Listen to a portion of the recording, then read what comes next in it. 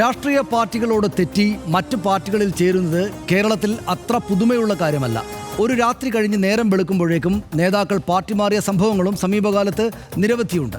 നിമിഷ നേരം കൊണ്ടാണ് കോൺഗ്രസ് നേതാക്കളായ പി സരിനും എ കെ ഷാനിബും CPIM സഖാക്കളായി മാറിയത്. ഗാന്ധിയെ ചെറുതായിട്ടൊന്ന് വെടിവെച്ചു കൊന്നതല്ലേ ഉള്ളൂ എന്നുവരെ ചോദിച്ച BJP നേതാവ് സന്ദീപ് വാര്യർ ഇപ്പോൾ കോൺഗ്രസ് വക്താവാണ്. നേതൃത്വത്തോട് കലഹിച്ച് പുതിയ പാർട്ടി രൂപീകരിച്ചവരും കുറവല്ല. എന്നാൽ കുറച്ച് ദിവസങ്ങളായി BJPയിലേക്ക് യുവാക്കൾ കൂടുതലായി എത്തുന്നു എന്ന് BJP നേതാക്കൾ പറയുന്നു. തിരുവനന്തപുരം സംസ്കൃത കോളേജിന് മുന്നിൽ മദ്യപിച്ച് ഡാൻസ് ചെയ്തതിന് സസ്പെൻഷനിലായിരുന്ന മുൻ SFI നേതാവ് ഗോകുൽ ഗോപിനാഥാണ് അവരുടെ ഈ ലിസ്റ്റിലെ പുതുമുഖം. ഇന്നലെ യൂത്ത് കോൺഗ്രസ് സംസ്ഥാന സെക്രട്ടറിയായിരുന്ന അഡ്വക്കേറ്റ് ഷൈൻ ലാലും BJPയിൽ ചേർന്നിരുന്നു.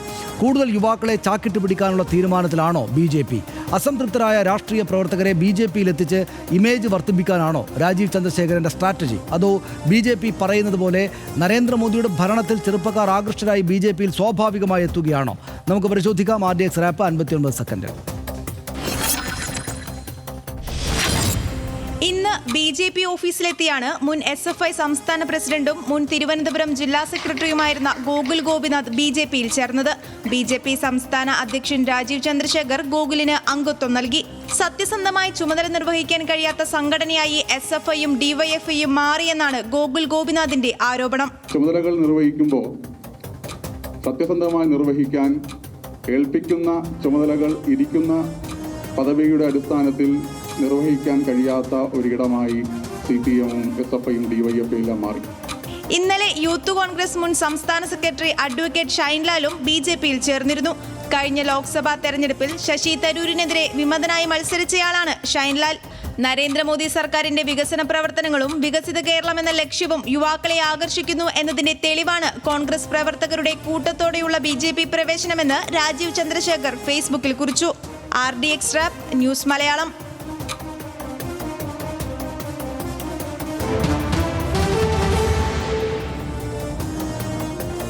നമുക്കൊന്നുകൂടെ സൂക്ഷ്മമായിട്ട് മറ്റ് വിശദാംശങ്ങൾ കൂടി ഒന്ന് പരിശോധിച്ചിട്ട് വരാം. SFIയിൽ നിന്ന് സസ്പെൻഷൻ കിട്ടിയ ശേഷമാണ് മുൻ സംസ്ഥാന വൈസ് പ്രസിഡന്റായിരുന്നു ഗോകുൽ ഗോപിനാഥ്. അദ്ദേഹം ഇപ്പോൾ BJPയിലേക്ക് ചേർന്നിരിക്കുന്നത്. കുടപ്പനക്കുന്ന് ലോക്കൽ കമ്മിറ്റി അംഗമായിരുന്നു ഗോകുൽ എന്ന് നമ്മൾ വിശദമായിട്ട് അറിയുന്നു. ഗോകുൽ മദ്യപിച്ച് നൃത്തം ചെയ്യുന്ന വീഡിയോ എന്ന് പറയുന്നൊരു വീഡിയോ നേരത്തെ പുറത്തു വന്നിരുന്നു. അതിനെ ഗോകുലിനെ സംഘടനാ വിരുദ്ധ പ്രവർത്തനങ്ങളുടെ പേരിൽ സസ്പെൻഡ് ചെയ്യാൻ കാരണമായത് ആ വീഡിയോ കൂടെ ചേർന്നായിരുന്നു. CPIMൽ പെട്ടിതൂക്ക് രാഷ്ട്രീയമാണ് നടക്കുന്നത് എന്ന് ഗോകുൽ ഗോപിനാഥ് ഈ സംഭവങ്ങൾക്ക് ശേഷം വിമർശനവുമായിട്ട് ഇന്ന് രംഗത്തേക്ക് വന്നു. മരുമക്കത്തായത്തെ അംഗീകരിച്ചില്ലെങ്കിൽ CPIMൽ ഇടമില്ലാത്ത അവസ്ഥയാണ് എന്നുകൂടെ ഇന്ന് അദ്ദേഹം പറഞ്ഞു. ഗോകുൽ പറഞ്ഞു, മദ്യപിച്ചാണ് നൃത്തം ചെയ്തത് എന്ന വ്യാജ പ്രചാരണം CPIM കേന്ദ്രങ്ങൾ മാധ്യമങ്ങൾക്ക് മുമ്പിൽ നൽകി എന്ന് അദ്ദേഹം പറഞ്ഞു. തന്നെ പുറത്താക്കാനായി നടത്തിയ നീക്കമായിരുന്നു വീഡിയോ പുറത്തുവിട്ടത് എന്നുകൂടെ അദ്ദേഹം വിശദീകരിക്കുന്നു. യൂത്ത് കോൺഗ്രസ് മുൻ സംസ്ഥാന സെക്രട്ടറി ആയിരുന്നു അഡ്വക്കേറ്റ് ഷൈൻ ലാൽ. നേരത്തെ അദ്ദേഹവും BJPയിൽ ചേർന്നിരുന്നു. ഇന്നലെ 2024 ഏപ്രിലിൽ IYC യൂത്ത് കോൺഗ്രസ് സംസ്ഥാന സെക്രട്ടറി സ്ഥാനം ഷൈൻ രാജിവെച്ചിരുന്നു. കഴിഞ്ഞ ലോക്സഭാ തെരഞ്ഞെടുപ്പിൽ ശശി തരൂരിനെതിരെ സ്വതന്ത്രനായിട്ട് ഇദ്ദേഹം മത്സരിച്ചിരുന്നു. ആത്മാർത്ഥമായി പ്രവർത്തിച്ചിട്ടും സംഘടന തിരിച്ചു നൽകിയത് അപമാനവും അവഗണനയും മാത്രമാണ് എന്ന് ഷൈൻ ലാൽ പറയുന്നു. അപ്പോൾ ഈ രണ്ട് ചെറുപ്പക്കാരാണ് ഹർഷൻ BJPയിലേക്ക് ചേർന്നത്. പക്ഷേ നമ്മുടെ ഇന്നത്തെ ചർച്ചയ്ക്ക് തുടക്കം തന്നെ ആയത് ഈ SFIക്കാരൻ BJPയിൽ ചേർന്നുകൊണ്ടാണ്. കോൺഗ്രസ്സുകാർ BJPയിൽ ചേരുക എന്ന് വെച്ചാൽ ഒട്ടും അത്ഭുതമേ അല്ല. കോൺഗ്രസിൻ്റെ 10-12 മുഖ്യമന്ത്രിമാർ ആയിരുന്ന ആളുകൾ ഇപ്പോൾ BJPയുടെ പ്രധാനപ്പെട്ട നേതാക്കളാണ്. പറയേണ്ടതില്ലല്ലോ, വലിയ കൂട്ടം ആളുകൾ പോയിട്ടുണ്ട്. അതുകൊണ്ട് അതിൽ അത്ഭുതമില്ല. പക്ഷേ കേരളത്തിൽ CPMകാർ BJPയിലേക്ക് പോകുക എന്നത് അത്രയ്ക്ക് സാധാരണമല്ല. SFIയുടെ സംസ്ഥാന വൈസ് പ്രസിഡന്റ് എന്ന് വെച്ചാൽ അത്ര ചില്ലറ സ്ഥാനമല്ല അവർക്ക് ആ സംഘടനക്കകത്തുള്ളത്. അപ്പോൾ അദ്ദേഹം പോയിരിക്കുകയാണ്. എങ്ങനെ കാണണം? അതിൽ സ്വാഭാവികമായും ചില വിഭാഗീയത ഒരു പക്ഷേ ഈ ഗോകുൽ പറഞ്ഞതുപോലെ അവിടെ പ്രവർത്തിച്ചിട്ടുണ്ടാവാം. അതൊക്കെ കൂടി ചേരുമ്പോഴാണല്ലോ ഒരു ദൃശ്യമൊക്കെ പുറത്തു വരുന്ന ഒരു സാഹചര്യമൊക്കെ ഉണ്ടാവുന്നത്. പക്ഷേ നമ്മൾ ആലോചിക്കേണ്ട ഒരു കാര്യം, അന്നും MV ഗോവിന്ദൻ മാഷാണ് CPIMൻ്റെ സംസ്ഥാന സെക്രട്ടറി. ഈ പറഞ്ഞ 2022 നവംബറിൽ ഈ സംഭവം ഉണ്ടാകുമ്പോൾ. അപ്പോൾ ആ സമയത്ത് CPIMൻ്റെ ജില്ലാ കമ്മിറ്റി ഫ്രാക്ഷൻ, SFIയുടെ ജില്ലാ കമ്മിറ്റിയുടെ ഫ്രാക്ഷൻ വിളിച്ചു ചേർത്ത് നേരിട്ട് ഗോവിന്ദൻ മാഷ് പങ്കെടുക്കുകയായിരുന്നു. കാരണം ഈ ഒരു വിഷയത്തിൽ ഭയങ്കര കടുംപിടുത്തക്കാരനാണ് ഗൗതം മാഷ് എന്നുള്ള കാര്യം അറിയാമല്ലോ. കള്ളുകൂടിയുടെ കാര്യത്തിൽ ഒരു വിട്ടുവീഴ്ചയില്ല ഗൗതം മാഷ്ക്ക് എന്നുള്ള ഒരു പ്രശ്നമുണ്ട്. അത് ഈ കാലത്ത് എത്രത്തോളം പ്രായോഗികമാണ് എന്നുള്ള കാര്യമൊക്കെ വേറെ ചർച്ച ചെയ്യപ്പെടേണ്ട വിഷയമാണ്. എന്നിരുന്നപ്പോൾ ഈ കാര്യത്തിൽ വിട്ടുവീഴ്ചയില്ല. ആ കമ്മിറ്റി അപ്പാടെ പിരിച്ചുവിടണം എന്നുള്ളതായിരുന്നു അന്ന് ഗൗതം മാഷിൻ്റെ നിലപാട്. ജില്ലാ കമ്മിറ്റി അപ്പാടെ പിരിച്ചുവിടണം എന്നുള്ളത്. എന്തായാലും അന്ന് സെക്രട്ടറിയെയും പ്രസിഡന്റിനെയും ഒക്കെ പിരിച്ചുവിട്ടുകൊണ്ടാണ്, അല്ലെങ്കിൽ ഈ അവരെ സംഘടനയിൽ നിന്ന് പുറത്താക്കിക്കൊണ്ടാണ് ആ നടപടി അവസാനിച്ചത്. പക്ഷേ അതേതാണ്ട് ഒരു മാസം കഴിഞ്ഞിട്ടാണ് ആ നടപടിയിലേക്കൊക്കെ പോകുന്നത്. വീണ്ടും വലിയ വിമർശനമൊക്കെ ഉണ്ടാകുന്നു. നടപടി ഉണ്ടാവുന്നില്ല എന്നുള്ള വിമർശനം സംസ്ഥാന കമ്മിറ്റിയിൽ നിന്ന് തന്നെ ജില്ലാ കമ്മിറ്റിക്ക്, CPIM ജില്ലാ കമ്മിറ്റിയിലേക്ക് പോകുന്നു.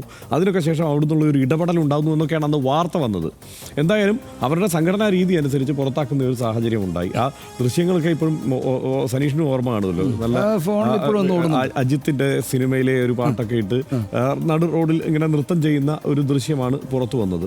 മദ്യപിച്ചിട്ടുണ്ടായിരുന്നു എന്ന് പറയുന്നു. മദ്യപിച്ചിട്ടില്ല എന്നാണ് ഇപ്പോൾ ഗോകുൽ പറയുന്നത്. പക്ഷേ മദ്യപിച്ചു എന്നാണ് സംഘടനയുടെ അന്വേഷണ റിപ്പോർട്ടിൽ അന്വേഷണത്തിൽ അവർ കണ്ടെത്തിയത്. അതിൻ്റെ അടിസ്ഥാനത്തിൽ പുറത്താക്കുന്ന ഒരു സമീപനമാണ് അവർ സ്വീകരിച്ചത്.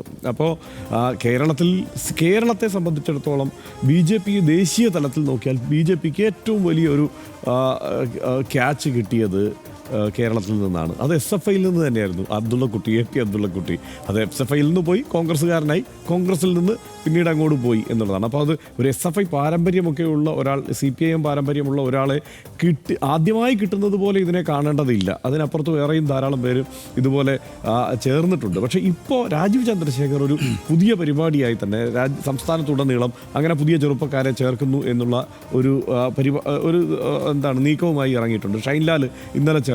കോൺഗ്രസിൻ്റെ സംസ്ഥാന സെക്രട്ടറി ആയിരുന്നു. പക്ഷേ നമ്മൾ പറഞ്ഞ പോലെ യൂത്ത് കോൺഗ്രസിൻ്റെ ഒരു സംസ്ഥാന സെക്രട്ടറി ചേരുമ്പോൾ ഇല്ലാത്ത വലിപ്പം SFIയുടെ ഒരു സംസ്ഥാന വൈസ് പ്രസിഡന്റ് ചേരുമ്പോൾ ഉണ്ടാവുന്നതിനൊരു കാരണം എന്ന് പറയുന്നത് SFIക്കാരങ്ങനെ പോകില്ല എന്നതുകൊണ്ടാണ്. പക്ഷേ ഈ ആരോപണം ഉണ്ടാവുമ്പോൾ സ്വാഭാവികമായും പുറത്തു പോയാൽ, ഇപ്പോൾ മദ്യപിച്ച് ഇങ്ങനെ നൃത്തം ചെയ്തു എന്ന് പറഞ്ഞൊരു വീഡിയോ അടക്കം പുറത്തു വന്ന് അങ്ങനെ പുറത്താക്കിയ ഒരാളെ സംബന്ധിച്ച് ആ സംഘടനയിൽ പിന്നെ ഒരു സാധ്യതയില്ല. കോൺഗ്രസിലേക്കും മദ്യപിച്ചതിന് പുറത്താക്കിയ ഒരാൾക്ക് പിന്നെ ഒരു സാധ്യതയില്ല. BJP പക്ഷേ കുറച്ചുകൂടി ഉദാരമായ സമീപനം മൊത്തത്തിൽ സ്വീകരിക്കാറുണ്ട്. അത് നമുക്കറിയാമല്ലോ. ഇപ്പോൾ വിവിധ നേതാക്കളെ നമ്മളെടുത്ത് പരിശോധിച്ചാൽ ഇപ്പോൾ അശോക് ചവാൻ മുഖ്യമന്ത്രിയായിരുന്നയാളാണ്. അദ്ദേഹം ആദർശ ഫ്ലാറ്റ് കുംഭകോണത്തിൽ പെടുന്നു. അദ്ദേഹത്തിന് പ്രശ്നമില്ലാതെ ആരോപണത്തെ അവിടെ ഉപേക്ഷിച്ചുകൊണ്ട് അദ്ദേഹത്തിന് BJPയിലേക്ക് ചേർക്കാൻ കഴിയും. ഹിമന്ത വിശ്വ ശർമ്മ ശാരദാ ചിറ്റ് ഫണ്ട് കേസിൽ ആണ് അദ്ദേഹം കുടുങ്ങുന്നത്. അദ്ദേഹത്തിന് ആ ആരോപണത്തെ അവിടെ ഉപേക്ഷിച്ചുകൊണ്ട് BJPയിലേക്ക് ചേക്കേറാൻ പറ്റുന്ന ഒരു സാഹചര്യം ഉണ്ട്. അതുപോലെ ഇപ്പോൾ നാരായണ റാണെ എടുത്താലും ജഗദീഷ് ഷെട്ടാറെ എടുത്താലും ഇതെല്ലാം മുഖ്യമന്ത്രിമാരുടെ കാര്യമാട്ടോ ഞാൻ പറയുന്നത്. കാരണം ചെറിയ ആളുകളെ ഇങ്ങനെ പറയേണ്ടതില്ല എന്നുള്ളത് കൊണ്ട്. നാരായണ റാണെ അദ്ദേഹം ഈ ഭൂമി തട്ടിപ്പിൽ ആണ് അദ്ദേഹത്തിനെതിരെ ആരോപണം ഉയരുന്നത്. അദ്ദേഹം BJPയിലേക്ക് പോയി ചേരുന്നു. ജഗദീഷ് ഷെട്ടാർ കോൺഗ്രസിൻ്റെ കർണാടകത്തിലെ പ്രമുഖനായ നേതാവായിരുന്നു. ഖനി അഴിമതി ആരോപണത്തിലാണ് അദ്ദേഹം കുടുങ്ങുന്നത്. അദ്ദേഹം ആ അഴിമതി അവിടെ അവസാനിപ്പിച്ചുകൊണ്ട് BJP ചേരുന്നു. അപ്പോൾ BJP ചേരുമ്പോൾ ഒരു ഗുണം എന്താണെന്ന് വെച്ച് കഴിഞ്ഞാൽ ഈ അഴിമതി ഒരു വാഷിംഗ് മെഷീനായി അത് പ്രവർത്തിക്കുന്നു എന്നുള്ളത് വാസ്തവമാണ്. അതുവരെയുള്ള ആരോപണങ്ങളെ അവിടെ കളഞ്ഞുകൊണ്ട് പ്രവർത്തിക്കാൻ പറ്റുന്ന ഒരു പാർട്ടി BJP ആണ് എന്നുള്ളത് കൊണ്ട് ഈ അഴിമതി ആരോപണം നേരിട്ടവർക്ക് പോകാൻ പറ്റിയ പാർട്ടിയാണ് BJP. ഇത് നേരത്തെ ഹർഷൻ AP അബ്ദുള്ളക്കുട്ടിയുടെ പേര് പറഞ്ഞപ്പോൾ എനിക്ക് പെട്ടെന്ന് ഓർമ്മ വന്നു. അതായത് AP അബ്ദുള്ളക്കുട്ടി കോൺഗ്രസ് വഴി BJPയിലേക്ക് പോയിട്ട് BJPയുടെ അഖിലേന്ത്യാ ഉപാധ്യക്ഷനായിരിക്കുമ്പോൾ തന്നെ ഏതെങ്കിലും ഒരു പാർട്ടിയിൽ നിന്ന് BJPയിലേക്ക് ചേരുന്നതിൽ അത്ഭുതപ്പെടാനൊന്നുമില്ല എന്നൊരു തോന്നൽ നമുക്ക് സ്വാഭാവികമായിട്ട് വരുമല്ലോ. ഇപ്പോൾ ഞാൻ കണ്ണൂരുകാരനായിരുന്നു.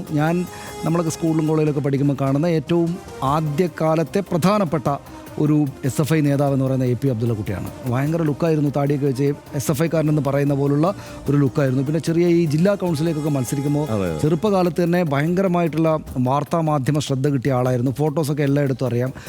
ഈ KV സുധീഷ് SFIയുടെ നേതാവായിരിക്കെ കൊല്ലപ്പെട്ട KV സുധീഷും ഇദ്ദേഹവും ഒരേ സമയത്ത് കണ്ണൂർ ജില്ലാ സെക്രട്ടറി പ്രസിഡൻ്റായിട്ടിരുന്നാണെന്നാണ് എൻ്റെ ഓർമ്മ. അപ്പോൾ അതിൽ KV സുധീഷിനെ വീട്ടിൽ കയറിയിട്ട് വെട്ടിക്കൊന്നത് BJPയുടെ RSSൻ്റെയും പ്രവർത്തകരായിരുന്നു. കേസുണ്ടായിരുന്നു, നമുക്കെല്ലാവർക്കും അറിയാം. അന്ന് ഈ വെട്ടിക്കീറിക്കിടക്കുന്ന ഈ ഡെഡ് ബോഡി കണ്ടയാളാണ് KV സുധീഷ്. അപ്പം അക്കാലത്ത് ഫോണും മറ്റ് സംവിധാനങ്ങളും അബ്ദുള്ളക്കുട്ടി ഈ ഫോണും മറ്റ് സംവിധാനങ്ങളും ഇല്ലാതിരുന്ന കാലത്ത് SFIക്കാരുടെ പ്രവർത്തനം എന്നൊക്കെ പറഞ്ഞാൽ നമ്മൾ പറഞ്ഞു കേട്ടിട്ടുള്ളത് ഇവരൊക്കെ പറഞ്ഞു കേട്ടില്ല. SFIയും KSU ABP എല്ലാം അക്കാലത്തെ വിദ്യാർത്ഥി സംഘടനാ പ്രവർത്തകരുടെ ജീവിതം വെച്ചാൽ ഒന്നിച്ചൊരു മുറിയിൽ കിടന്നുറങ്ങിയിട്ട് ഒരേ വസ്ത്രങ്ങൾ പരസ്പരം കൈമാറിയിട്ട് അങ്ങനെ സിങ്കായിട്ട് ജീവിക്കുന്ന ജീവിതമാണ്. അപ്പോൾ KV സുധീഷും AP അബ്ദുള്ളക്കുട്ടിയും തമ്മിലുള്ള ബന്ധം എന്നൊക്കെ പറഞ്ഞാൽ നമ്മളിപ്പോൾ പ്രതീക്ഷിക്കുന്നതിനേക്കാളൊക്കെ വലിയ ബന്ധമുള്ള ആളുകളാണ്. അപ്പോൾ ആ KV സുധീഷിനെ കൊലപാതകം നടത്തിയ പാർട്ടി എന്ന് എല്ലാവർക്കും അറിയാവുന്ന അതിപ്പോൾ BJP കോൺഗ്രസ്സുകാരും നമുക്കറിയാമല്ലോ കേസൊക്കെ നടന്നതാണല്ലോ. അപ്പോൾ അങ്ങനെ അതിലേക്ക് പോകാൻ AP അബ്ദുള്ളക്കുട്ടിക്ക് വല്ല മടിയുണ്ടായിരുന്നു. പിന്നെ ഒരു പ്രശ്നം എന്താ വെച്ചാൽ അദ്ദേഹം പാർലമെൻറ്റിലേക്ക് പോയി പാർലമെൻ്ററി രാഷ്ട്രീയത്തിൻ്റെ ഭാഗമായി ഡൽഹിയിലൊക്കെ ഉണ്ടായിരുന്നു. കോൺഗ്രസിലേക്ക് പോയി, പാർട്ടി മാറുന്നതിന് വലിയ കുഴപ്പമൊന്നുമില്ല എന്ന് മനസ്സിലായി. കെ സുധാകരൻ്റെ അടുത്തേക്ക് പോയി, അതുവഴി BJPയിലേക്ക് പോകുമ്പോൾ ഇപ്പോൾ അഖിലേന്ത്യാ ഉപാധ്യക്ഷൻ അല്ലേ, എന്ന് വെച്ചാൽ BJPയുടെ ഏറ്റവും പ്രധാനപ്പെട്ട സ്ഥാനത്തിരിക്കുകയാണ്. അപ്പോൾ അതിനകത്തൊന്നും കാര്യമില്ല. പിന്നെ ഗോകുലിൻ്റെ കാര്യത്തിലാണെങ്കിൽ ഞാൻ എൻ്റെ ചില CPM സുഹൃത്തുക്കളോട്, നമ്മുടെ ചില സുഹൃത്തുക്കളോട് ഞാൻ ചോദിച്ചിട്ടുണ്ട്, 2 പെഗടിച്ച് ഡാൻസ് ചെയ്യുക എന്നുള്ളത് ഇപ്പോൾ ചെറുപ്പക്കാർക്ക് ചെയ്യുന്നില്ല, എന്തിനാണ് ഇത് വലിയ കുഴപ്പമുണ്ടാക്കുന്നത്? അപ്പോൾ അവർ പക്ഷേ സീരിയസ്, നമ്മൾ തമാശക്കാണ് ചോദിക്കുന്നത്, പക്ഷേ അവർ സീരിയസ് ആയിട്ട് പറയുന്ന കാര്യം ഈ രാപകലില്ലാതെ നടത്തേണ്ട പ്രവർത്തനമാണല്ലോ സാമൂഹ്യ പ്രവർത്തനം. അപ്പോൾ രാത്രി ഒരു ഉരുൾപൊട്ടലോ ഒരു ആളുകളെ സഹായിക്കേണ്ടുന്ന ഒരു സാഹചര്യം വന്നു, രാത്രി പെട്ടെന്ന് നിങ്ങളെ ഫോൺ വരികയാണ്, നിങ്ങൾ അവിടുത്തെ ഒരു ബ്രാഞ്ച് സെക്രട്ടറിയോ മറ്റോ ആണ്, അല്ലെങ്കിൽ DSFയുടെ DYFയുടെ നേതാവാണ്, നിങ്ങൾക്കൊരു ഫോൺ കോൾ വരികയാണ്, നിങ്ങൾ പോകാൻ പറ്റാത്ത കോലത്തിലാണ് നിങ്ങൾ ഇരിക്കുന്നതെങ്കിൽ അപ്പോൾ പൊതുപ്രവർത്തകർക്ക് പറഞ്ഞ പണിയല്ല. അപ്പോൾ നമ്മൾ തമാശക്ക് ഈ സോവിയറ്റ് യൂണിയനിലൊക്കെ നിങ്ങളുടെ പിന്നെ ഈ പ്രധാനപ്പെട്ട സ്ഥലത്തൊക്കെ ആളുകൾ മദ്യമില്ലായിരുന്നെങ്കിൽ ഈ കമ്മ്യൂണിസ്റ്റ് മാനിഫെസ്റ്റോ തന്നെ ഉണ്ടാവുമായിരുന്നു സംശയം. ഇതിന്റെ തമാശയായിട്ട് അപ്പോൾ അത് ചോദിച്ചാൽ അവർ പക്ഷേ ഈ തമാശ നമ്മളോട് പറയില്ല, അവർ സീരിയസ് ആയിട്ട് ഈ മറുപടി ചെയ്തിട്ട് അവർ ഏത് പാതിരാത്രിക്ക് വിളിച്ചാലും ഞങ്ങൾ ആളുകൾ വരണം. നമ്മളിപ്പോൾ ഈ പറയുന്നതിനർത്ഥം ഗോകുല് മദ്യപിച്ചിട്ടാണ് ഡാൻസ് ചെയ്തതെന്ന് സ്ഥിരീകരിക്കുകയൊന്നുമല്ല, നമുക്കറിയില്ല. അദ്ദേഹം പറയുന്നത് മദ്യപിച്ചിട്ടില്ല എന്നാണ്. പിന്നെ ഒരു കാര്യം കൂടിയുള്ളത്, രാജീവ് ചന്ദ്രശേഖരനും BJPക്ക് ഈ കിട്ടിയ നല്ല ക്യാച്ചാണെന്നാണ് ഞാൻ വിചാരിക്കുന്നത്. ഒന്ന്, വളരെ ചെറുപ്പക്കാരനായിട്ടുള്ള നേതാവ്. 2, കേരളത്തിൽ SFI പ്രവർത്തകൻ എന്ന് വെച്ചാൽ അത്യാവശ്യം നന്നായിട്ട് ആക്റ്റീവായിട്ട് പ്രവർത്തനം നടത്തുന്ന ആളാണ്. സംസ്ഥാന വൈസ് പ്രസിഡന്റ് വരെ ആവുക, തിരുവനന്തപുരം തലസ്ഥാന ജില്ലയുടെ പ്രസിഡന്റ് ആവുക എന്നൊക്കെ പറഞ്ഞാൽ നിസ്സാര കാര്യമല്ല. അപ്പോൾ അയാൾക്ക് നല്ല ശുഭകരമായിട്ടുള്ള ഭാവി BJPയിൽ ഉണ്ടെന്നാണ് ഞാൻ വിചാരിക്കുന്നത്. BJPക്കും കിട്ടിയ ആളുകളിൽ ഷൈൻലാലിനെ നമുക്ക് അങ്ങനെ അറിയില്ല, ഇദ്ദേഹത്തെയും വ്യക്തിപരമായിട്ട് അറിയുന്നതുകൊണ്ടല്ല, പക്ഷേ SFIയുടെ സംസ്ഥാന വൈസ് പ്രസിഡന്റ് എന്ന സ്ഥാനത്തിരുന്നാൽ അത്യാവശ്യം തരക്കേടില്ലാത്ത സംഘടനാ പ്രവർത്തനം നടത്തിയിട്ടുണ്ടാകും, സംഘടനയെ നയിച്ച ആളാണ്. പിന്നെ തിരുവനന്തപുരത്ത് BJP കുറേ കൂടെ ഹോൾഡുള്ള ഒരു സ്ഥലമാണ്. അപ്പോൾ അവരുടെ ലീഡർമാരുടെ പട്ടികയിലേക്ക് ഒരു ചെറുപ്പക്കാരനെ കിട്ടിയിരിക്കുന്നു. അയാൾക്ക് വലിയ ബുദ്ധിമുട്ടില്ലാതെ ഇനി ചിലപ്പോൾ ഒരുപക്ഷേ മദ്യപിച്ചിരുന്നെങ്കിൽ തന്നെയും അത് ഒഴിവാക്കിയിട്ടൊക്കെ അദ്ദേഹം ഇനി നന്നായിട്ട് പ്രവർത്തിക്കാൻ പറ്റുന്ന ഒരു സ്ഥലമാണ്. പെങ്കടിച്ച് ഡാൻസ് കളിച്ചു എന്നുള്ളത് ഭയങ്കര SFIയെ സംബന്ധിച്ച് വലിയ കുറ്റമായിരിക്കും. പക്ഷേ ഈ രാജ്യത്ത് ഈ സംസ്ഥാനത്ത് അത്ര വലിയ കുറ്റമൊന്നും അല്ലാത്തതുകൊണ്ട് അദ്ദേഹത്തിന് തുടർന്ന് നല്ല രീതിയിൽ സംഘടനാ പ്രവർത്തനമൊക്കെ നടത്താൻ അദ്ദേഹത്തിന് എല്ലാ ആശംസകളും നേരുക എന്നുള്ളതാണ് നമ്മൾ ചെയ്യേണ്ടത്. രാജീവ് ചന്ദ്രശേഖർ കേരള അധ്യക്ഷനായതിനു ശേഷം മുഖ്യ പരിഗണന കൊടുക്കുന്ന കാര്യങ്ങളിൽ ഒന്ന് ഇതര പാർട്ടികളിൽ നിന്ന് ചെറുപ്പക്കാരെ BJPയിലേക്ക് എത്തിക്കുക എന്നതാണ്. വികസിത കേരളം എന്ന തന്റെ മുദ്രാവാക്യത്തിന് പിന്നിൽ യുവത്വം അണിനിര എന്ന പ്രതീതി സൃഷ്ടിക്കുകയാണ് അദ്ദേഹത്തിന്റെ ലക്ഷ്യം. കോൺഗ്രസിൽ നിന്ന് ഷൈൻലാലിനെ നേരത്തെ പറഞ്ഞുറപ്പിച്ച് നിർത്തിയിരുന്നതാണെന്നും നാടാർ വോട്ട് ഭിന്നിപ്പിക്കാൻ BJPയുടെ ഉപശാലയിൽ വിരിഞ്ഞ തന്ത്രമായിരുന്നു ലോക്സഭാ തെരഞ്ഞെടുപ്പിലെ അദ്ദേഹത്തിന്റെ സ്വതന്ത്ര സ്ഥാനാർത്ഥിത്വമെന്നും പാണന്മാർ മുമ്പേ പാടി നടക്കുന്നുണ്ട്. മദ്യപിച്ച് ബഹളമുണ്ടാക്കിയതിന് SFIയിൽ നിന്ന് സംഘടനാ നടപടി നേരിട്ടതിന് അസംതൃപ്തനായി നിൽക്കുകയായിരുന്നു ഗോപിനാഥ് എന്ന് പറയുന്നു SFIക്കാർ. പക്ഷേ അങ്ങനെയാണെങ്കിലും ഗോപിനാഥ് BJPക്ക് ചെറിയൊരു ക്യാച്ച് അല്ല. SFI തിരുവനന്തപുരം മുൻ ജില്ലാ സെക്രട്ടറിയും സംസ്ഥാന വൈസ് പ്രസിഡന്റുമായിരുന്നു അദ്ദേഹം. ആ സംഘടനയെ സംബന്ധിച്ച് അവ ചെറിയ പദവികളല്ല. മറ്റു പാർട്ടികളിലെ അസംതൃപ്തരെ സ്വന്തം കൂടാരത്തിലെത്തിക്കാനുള്ള ശ്രമങ്ങൾ BJPയിൽ കാര്യമായി നടക്കുന്നുണ്ട്. വൻ സ്വാധീന ശേഷിയുള്ള നേതാക്കളെ ആരെങ്കിലും കൂടാരം ചാടിക്കും വരെ അത്ര മാസ്റ്റർ സ്ട്രോക്കായ ഒരു രാഷ്ട്രീയ നീക്കമായി തൽക്കാലം ഇതിനെ വിലയിരുത്താനാകില്ല. വരും ദിവസങ്ങളിലും ആളുകൾ എത്തുമെന്നാണ് രാജീവ് ചന്ദ്രശേഖർ പറയുന്നത്. വലിയ മീനുകൾ വരുമോ എന്ന് കാണാൻ RDXനും കൗതുകമുണ്ട്, കാത്തിരിക്കാം.